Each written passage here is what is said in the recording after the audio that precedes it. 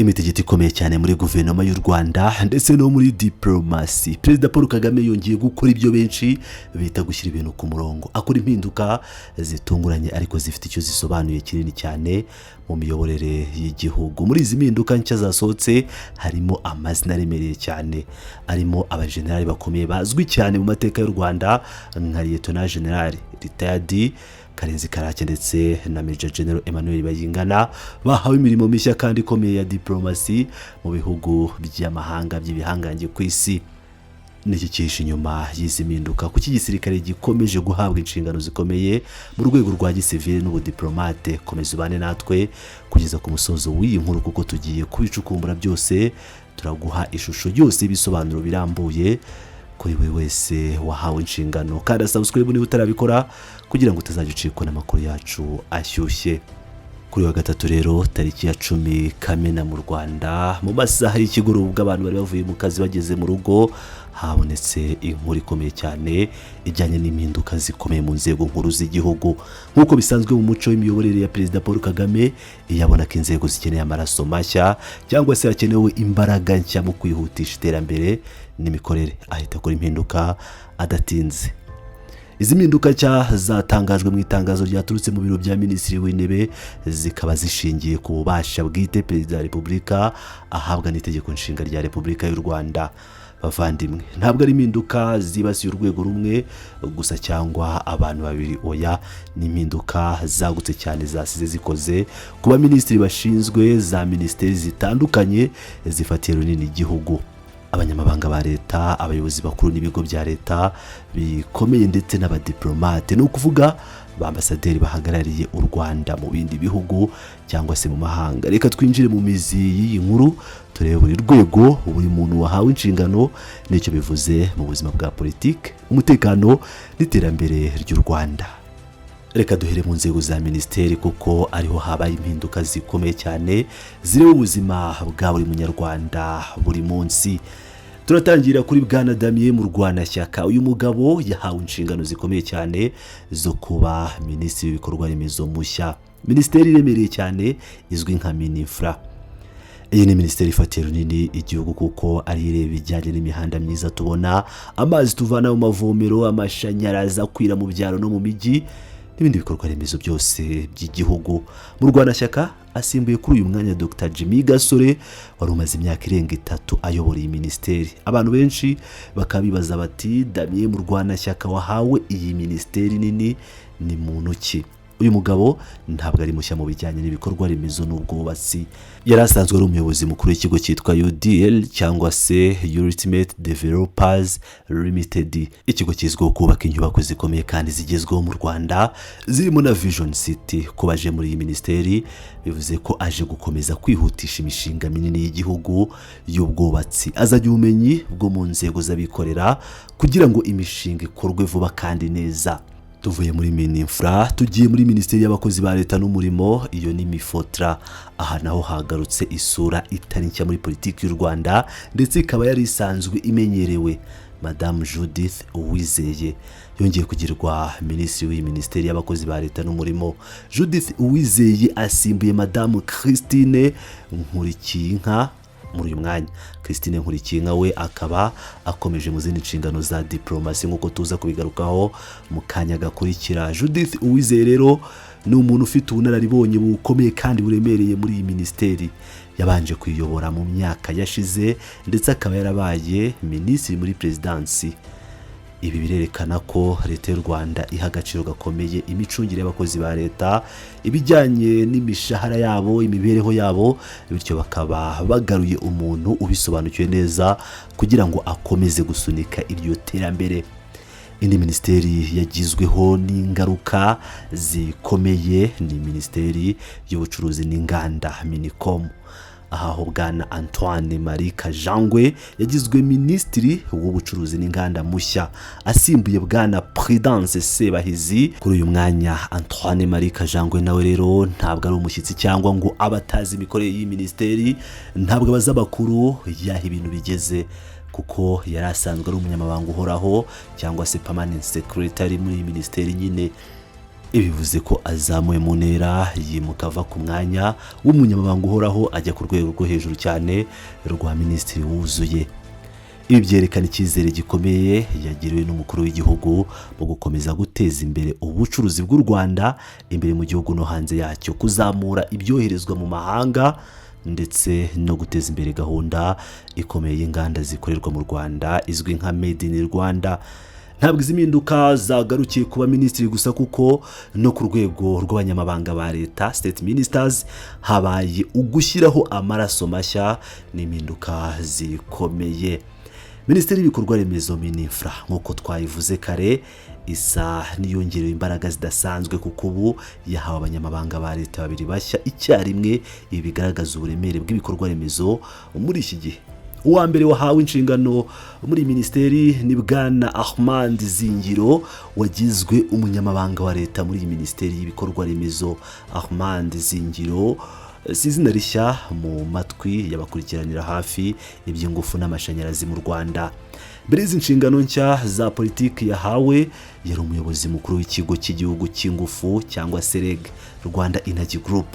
Ni umugabo usobanukiwe neza ikibazo cy'amashanyarazi n'ingufu mu gihugu, asobanukiwe imiyoboro y'amashanyarazi ndetse n'imishinga minini yo gutanga umuriro, bityo kuzamurwa akaba umunyamabanga wa leta bishobora kuba bigamije gukemura burundu ibibazo bijyanye n'ingufu z'amashanyarazi mu Rwanda no kongera umuvuduko wo kubikwirakwiza. Uwa kabiri wahawe inshingano z'umunyamabanga wa leta muri minisiteri y'ibikorwa remezo ni umusirikare mukuru mu ngabo z'u Rwanda, Colonel Claude Bizimungu.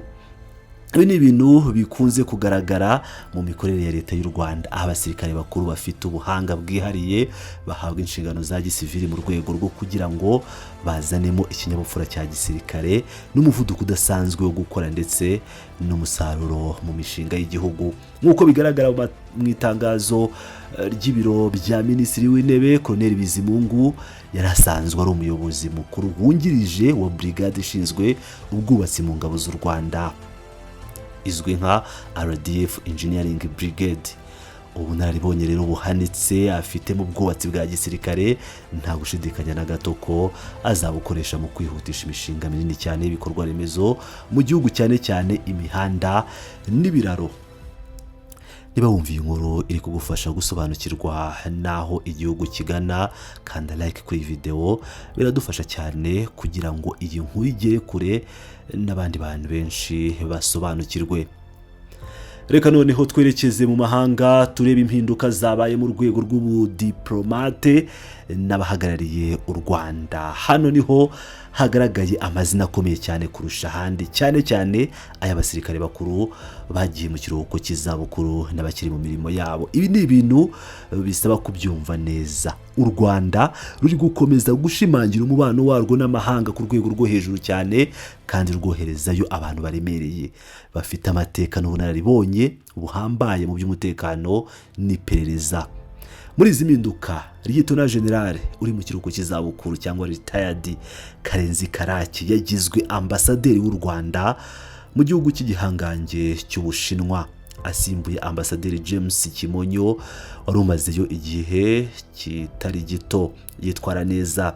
Lieutenant General retired Karake ni izina rizwi cyane mu Rwanda, mu mateka y'u Rwanda ya vuba ndetse nayo kubohora igihugu, kuko n'umwe mu basirikare bakuru bagize uruhare rukomeye cyane kandi ntagereranwa mu rugamba rwo kubohora igihugu cy'u Rwanda ndetse no guhagarika jenoside yakorewe abatutsi mu mwaka w'1994. Si ibyo gusa, mbere y'uko ajya mu kiruhuko cy'izabukuru, uyu mugabo yanabaye umuyobozi mukuru w'urwego rw'igihugu rw'ubutasi n'umutekano rwamenyekanye cyane nka NISS cyangwa National Intelligence and Security Service, ndetse anaba umugaba wungirije w'ingabo z'u Rwanda, Deputy Chief of Defense Staff. Kohereza umuntu ufite ubunararibonye bwose mu by'iperereza n'igisirikare mu Bushinwa, igihugu cya kabiri ku isi gifite ubukungu bukomeye, birerekana agaciro kenshi kandi kadasanzwe u Rwanda ruha umubano warwo n'Ubushinwa mu by'ubukungu, ishoramari, tekinoloji ndetse n'ubufatanye mu by'umutekano. Undi musirikare mukuru n'ubundi w'ubunararibonye buhambaye wahawe inshingano za diplomasi ni Major General Bayingana Emmanuel. uyu yagizwe ambasaderi w'u Rwanda muri leta ya Israel, asimbuye ambasaderi Gatera James kuri uyu mwanya. Leta ya Israel ni igihugu kizwiho kuba gifite ikoranabuhanga rihanitse cyane ku isi, cyane cyane mu by'umutekano, ubutasi, intwaro zigezweho n'ubuhinzi bugezweho. Koherezayo Major General Bayingana, umuntu wabaye mu myanya itandukanye kandi ikomeye mu ngabo z'u Rwanda RDF, bifite igisobanuro kinini mu bya tekinike. Major General Bayingana yayoboye amashuri ya gisirikare atandukanye mu Rwanda, yigisha abasirikare bakuru, anaba umugaba wungirije w'ingabo zirwanira mu kirere, Deputy Air Force Commander. Ibi bimuha ubushobozi bukomeye bwo kumva neza inyungu z'u Rwanda muri Israel, cyane cyane mu bijyanye n'ikoranabuhanga rya gisirikare ndetse n'uko izo nyungu zabyazwa umusaruro ufatika mu gihugu. Ntabwo ari ibyo gusa, mu bya diplomasi, koloneli mu kiruhuko cyangwa koloneli mu kiruhuko cy'izabukuru retired Colonel Ruhungajano nawe yagizwe ambasaderi w'u Rwanda mu gihugu cya Pologne. Ngira ngo uyu Ruhungajano we abantu baramuzi cyane muri iyi minsi, aha asimbuye Bwana Shyaka Anastase. Ruhungajano benshi baramuzi cyane nk'uko nari ndi kubibabwira, ndetse isura ye si nshya mu myanya ikomeye ya vuba, kuko yamenyekanye cyane cyane ubwo yari umunyamabanga mukuru w'urwego rw'igihugu rw'ubugenzacyaha ruzwi nka RIB. Ngira ngo muramwibuka mu biganiro bitandukanye n'itangazamakuru mu minsi itari mike ishize, itari myinshi ishize cyangwa vuba na bwangu rwose, yagaragaraga cyane mu itangazamakuru. Yagize uruhare rero mu kubaka urwo rwego rwa RIB mu mikorere yarwo ya mbere igihe yashingwaga. Igihugu cya Pologne rero ni igihugu u Rwanda ruri kugirana nacyo umubano ukomeye cyane kandi wihuta muri iyi minsi. Ubu bafite umubano udasanzwe, haba mu by'uburezi, aho abanyarwanda benshi bajya kwiga, mu by'ishoramari ndetse no mu bya gisirikare n'umutekano. Ubumenyi bwimbitse bwa Ruhunga mu by'umutekano n'amategeko bizamufasha cyane gushimangira uwo mubano w'u Rwanda na Pologne cyangwa Poland. Mu gusoza mu by'ubudiplomate, Madamu Christine Nkurikiyinka ari nawe twabonye ko yasimbuwe kuri Minisiteri y'abakozi ba leta n'umurimo Mifotra, we yagizwe ambasaderi w'u Rwanda mu bwami bwa Spain. Kuri uyu mubyeyi ubudiplomate si ibintu bishya kuri we, kuko abuzobereyemo igihe kirekire. Mbere y'uko aba minisitiri muri guverinoma, Nkurikiyinka yari yarabaye ambasaderi w'u Rwanda mu gihugu cy'Ubuholande, ubwo navuga Netherlands, ndetse anahagararira u Rwanda mu bindi bihugu by'i Burayi. Ibi biramufasha guhita akomeza kurebera inyungu z'u Rwanda muri Espagne no gukurura abashoramari b'abanyaburayi n'abakerarugendo batandukanye. Mu gusoza impinduka zasohotse mu rukerera rwo kuwa gatatu, Perezida wa Repubulika y'u Rwanda yashyizeho n'abayobozi bashya ndetse n'aba visi perezida mu bigo bya leta bitandukanye. Aha nabwo habaye impinduka zigaragara zongera imbaraga. Madame Chantal Tuyishimire yagizwe umunyamabanga uhoraho, ni ukuvuga permanent secretary muri Minisiteri y'Ubucuruzi n'Inganda Minicom. Nk'uko twabibonye mu kanya kashize, asimbuye Antoine Marie Kajangwe wagizwe minisitiri wuzuye w'iyo minisiteri. Mu rwego rw'imari n'imibereho myiza y'ingabo, Madamu Louise Kanyonga yagizwe umuyobozi mukuru w'ikigo cy'imari gikomeye cyitwa Zigama CSS. Iki ni ikigo kimaze kubaka izina rikomeye cyane cyita ku kuzamura imibereho y'imiryango n'iterambere ry'abasirikare b'u Rwanda, abapolisi, urwego rw'amagereza RCS n'abandi bashinzwe umutekano. Louise Kanyonga asanzwe azi ubumenyi mu by'imari n'ishoramari, yitezweho gukomeza kubaka ubushobozi bw'iki kigo. Hagati aho mu by'ingufu, Bwana Maximilien Byiringiro yagizwe umuyobozi mukuru w'ikigo gishinzwe ingufu mu Rwanda aricyo REG, Rwanda Energy Group. Yahawe uyu mwanya wari usanzwe ufitwe na Armand Zingiro wazamuwe akagirwa umunyamabanga wa leta muri Minifra. Inshingano zikomeye za Byiringiro zikaba ari ugukomeza umuvuduko wo gukwirakwiza amashanyarazi mu gihugu hose, mu byaro no mu mijyi, ndetse no gukemura ibibazo by'umuriro ucikacika bya hato na hato. Ngira ngo murabizi ko mu Rwanda muri iyi minsi abanyarwanda bamaze iminsi binubira ikijyanye na serivisi z'umuriro w'amashanyarazi, gucika kubura k'umuriro bya hato na hato ndetse n'ibindi bibazo bitandukanye. Hanyuma twibuke n'ubuzima bwa buri munsi n'ubwiteganyirize bw'abanyarwanda. Madamu Michelle Umurungi yagizwe umuyobozi mukuru wungirije w'ikigo cy'igihugu cy'ubwiteganyirize, ikigo mwese muzi kandi kizwi cyane nka RSSB. Iki ni ikigo gifatiye runini kandi kinini cyane mu buzima bw'abanyarwanda bose, haba mu kubafasha kwivuza binyuze muri mituweli, uko ndavuga mituweli de santé n'ubundi bwishingizi bw'abakozi ba leta, ubwo twavugamo nk'ibijyanye na rama, caisse sociale ndetse n'ibindi byose biri muri RSSB. Iki rero ni ikigo gikomeye, tutibagiwe ibijyanye na pension, imishahara y'abakozi ya pension bari mu kiruhuko cy'izabukuru n'ibindi byinshi bitandukanye bibarizwa muri RSSB. Michelle Umurungi akazafasha umuyobozi mukuru mu kunoza imikorere y'iki kigo n'imitangire ya serivisi irushijeho kuba myiza ku banyarwanda bose. Ishusho rusange rero twakuramo hano nuko izari impinduka zikomeye cyane zimakaza imikorere mishya muri leta y'u Rwanda. Uku nukongera amaraso mashya mu nzego zisaba umuvuduko ndetse no guhuza ubunararibonye bukomeye cyane bw'abasirikare bakuru, abajenerali n'abakoloneli n'imiyoborere y'inzego za gisivile ndetse n'iza diplomasi kugira ngo u Rwanda rukomeze urugendo rwarwo rw'iterambere rwihuta cyane.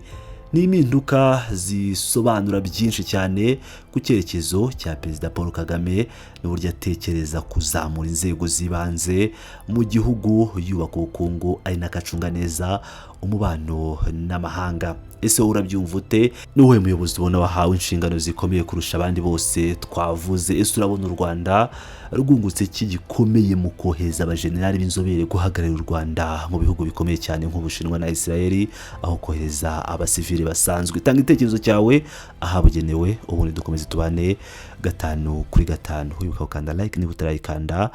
Ndabakunda cyane.